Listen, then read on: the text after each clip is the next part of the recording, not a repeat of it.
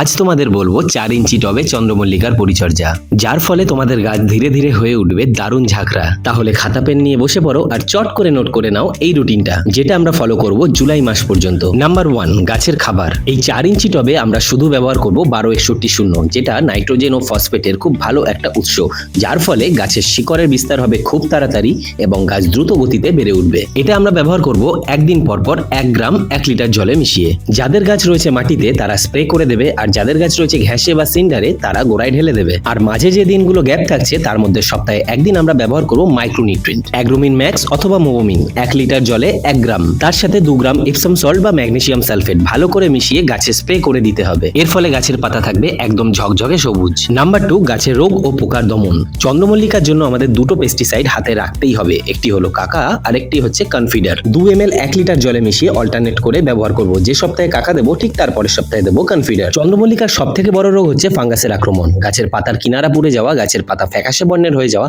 অথবা গাছ ঝিমিয়ে পড়া। তাই সপ্তাহে একবার অবশ্যই আমরা ব্যবহার করব ব্যাভিস্টিন ফাঙ্গিসাইড। মাত্র 2 গ্রাম পরিমাণ 1 লিটার জলে মিশিয়ে গাছের গোড়ায় ঢেলে দেবো। আর এটা করতে পারলেই গাছে কোনো রকম ফাঙ্গাসের আক্রমণ আর করতে পারবে না, আর আমাদের চন্দ্রমল্লিকা থাকবে একদম সুস্থ।